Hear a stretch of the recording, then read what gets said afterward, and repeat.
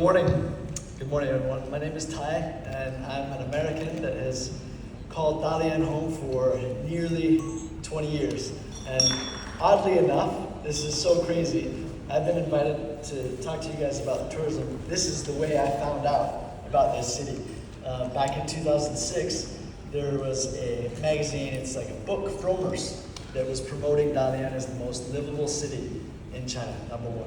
So now I've spent almost half of my life here, almost as much as I've spent in the United States, and I'm still here, so that should tell you something about this city. Now, you probably already know a lot about Dalian on paper, and you've seen a lot today, and I'm going to repeat some of the things that they said, but try to give you a little bit of a different perspective, because I've been invited to share from my point of view as a foreigner, Dalian. So, nearly 20 years of experience here in 5 minutes. That's all I got. I might go over. So first and foremost, I think the most important thing to talk about with any city is the people. In my opinion, the people are the soul of a city. They're the core.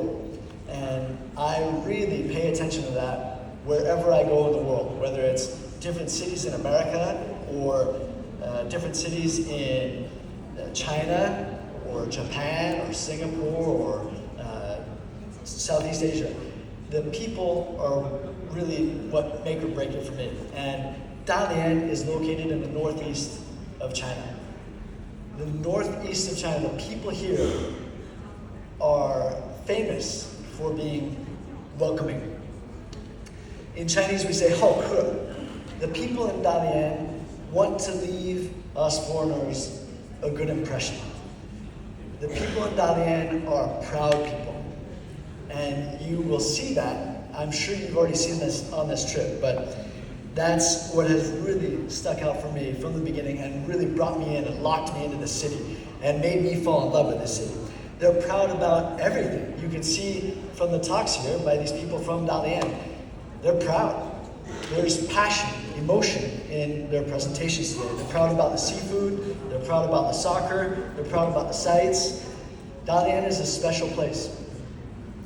For me, I remember when I first came to Dalian, it was my first stop in China back in 2008, and just before the Olympics. And I spoke no Chinese. And I remember in the first year or two of being in China, I spent a lot of time with other foreigners. So I had somebody to talk to as I was learning Chinese.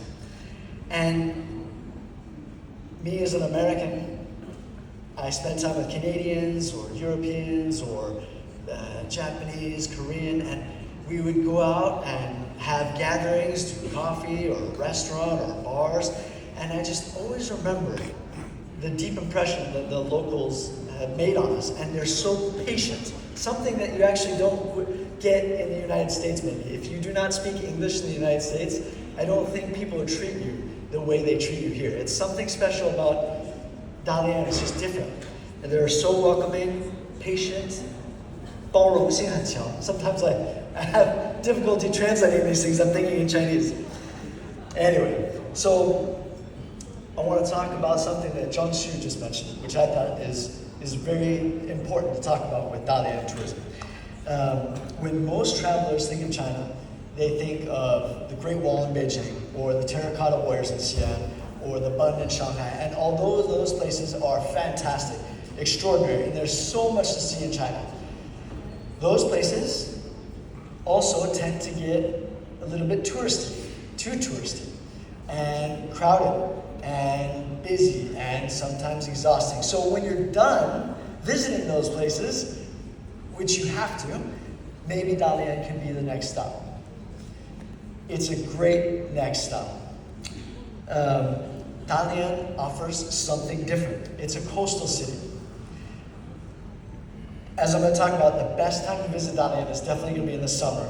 And before I talk about that, I want to talk about the heat. In China, China gets very hot in the summer, all over China.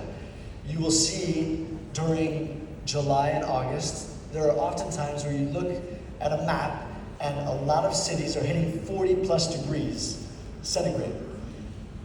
At the same time, you can look at Dalian and you're getting temperatures that are 30 degrees or sometimes even less. It's a very comfortable city to visit in the summer.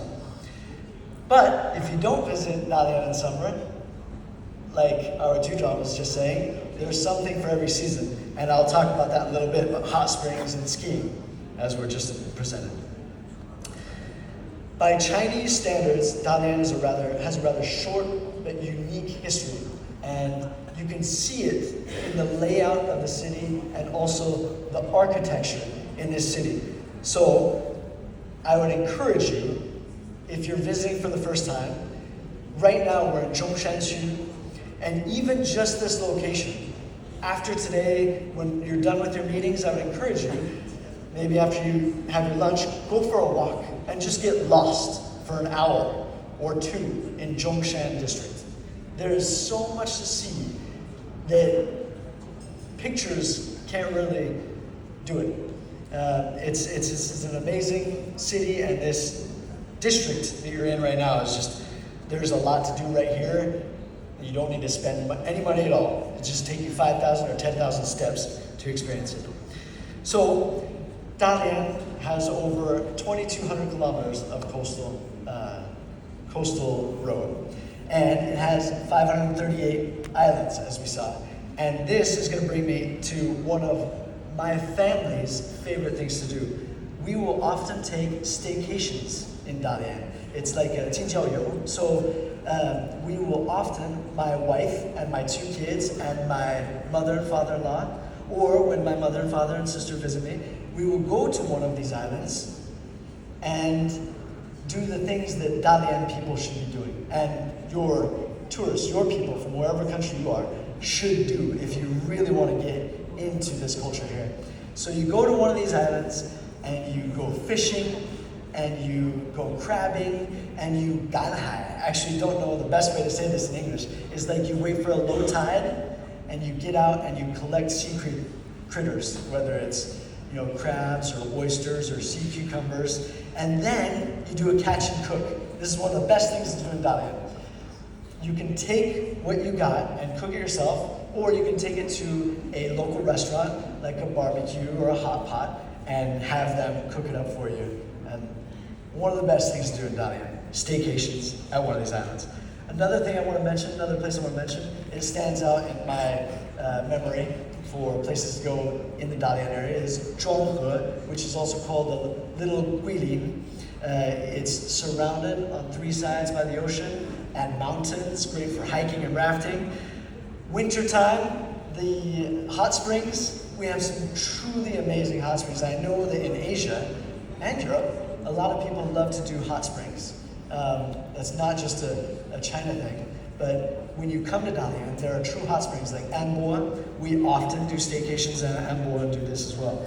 For sports lovers, I know that this was just mentioned about soccer, but there is a special stadium here, and it's located downtown, holds up to 60,000 people, and it is incredible. And even for people that don't like soccer or football, you should do this to feel the dopamine hit that was just mentioned. So soccer, for sure, sports fans, you have something here.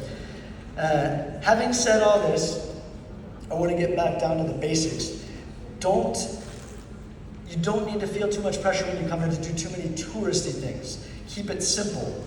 I was looking up what to say about the tourism sector for Dalian, and I came to find that there's a new word in the tourism agency called emotional tourism. This is the first time I've actually heard this. So it's experiencing a city not just through the sights, but through experiences. And that's something that Zhang Xu talked about also, it's a different China. And I think you can do this, have emotional tourism. I'm going to tell you a story in a second, here in this city. First, one of the things, beyond taking a walk today after your lunch, which you're going to do, right, is to go in the evening time, when the sun's starting to go down. There is so much going on, especially now the weather's nice. You can go through and just walk around the squares. Dalian has so many parks and squares. For me, as an American, it stands out as just being like having so many of these areas where people can congregate and do things like dancing in the square or feeding pigeons. They have this guangchangwu where you should see these ladies and men doing guangchangwu, or my daughter, who's 4 and does the guangchangwu also. It's like square dancing. Or tijianzi, which is like a hacky sack. It's just adults are allowed to be kids in this city. I would encourage you to go see that. In America, I'm just trying to compare that to my home, and you just don't see that. It's just different, it's special. Now I want to tell you a little story about this emotional tourism that I had. It was after my first year in China. I think I'd been in China for about 10 months. So I spoke a little bit of Chinese, but very poor Chinese at this time. And my mother and father came to visit me, and we had a long day touring the city. Everybody's quite tired. And so I took them to this small, hole-in-the-wall dumpling spot. It's and this place no longer exists, actually. But we went in there, and we had these dumplings, and it was fantastic. I'd been there before. It was amazing. And we were there on an off hour. We were there on an afternoon at 4:30. It was an early dinner. But next to us, there was a table of local Chinese people, and there were 4 of them. And they were enjoying their meal with some local white alcohol, baijiu, Chinese baijiu. If you have not tried it, I would highly recommend it. It's a fun experience. But we didn't speak much Chinese. I didn't speak much Chinese. My parents spoke 0 Chinese. However, this family, this group of people, wanted to make us feel welcome for no benefit to them whatsoever. So they asked us if we wanted to try their baijiu, the white alcohol. And I wanted to be courteous and polite, and I indulged. I said, okay. And so I tried some, and my dad tried some, and my mother tried some, and then we started to interact with them, and we had a little bit more. We bought some beers, and they also had this century egg, pidan on them. Gave it to me. I never tried it before. Tried it in front of my parents. They just thought, my parents, this story, they still tell to their friends to this day. This is almost 20 years ago. This simple little story. It was an emotional attachment. You can't buy that. You can't put a price on that. Sorry, I'm getting a little bit emotional. So while we're on the topic of food, let me move on before I get too emotional here. Dalian prides itself on the seafood. And as was said, there are warm currents and cold currents here that come together and create an environment for some amazing seafood. Whether it's abalone, sea cucumbers, you name it, it's all here, raw, barbecued, hot pot in the winter, it is all here. So for the food lovers, which I've really seen in tourism lately, is people go to places because of food. Dalian should certainly be on the list to check off for food.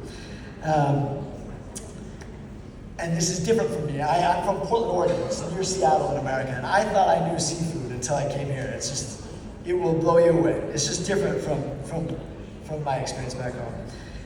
Anyway, also, I know you guys are here maybe for a couple nights, so if you need a tour guide with regards to showing you where to go for food, you can invite me. I'm free tonight if anybody needs me to be their tour guide for food and drink. Anyway, so let me wrap this up. Over the last 18 years, I've traveled to many places in China, seen a lot of beautiful destinations, but this is where I have chosen to build my home and my family. My wife is from Dalian, and we've got 2 kids. And I hope that you enjoy your stay, and I hope that you can share this beautiful city with your beautiful people from whatever country you're from. And I hope you enjoy it here. And I hope maybe you'll fall in love with it and find a local and get married and spend 20 years here too. Thank you guys.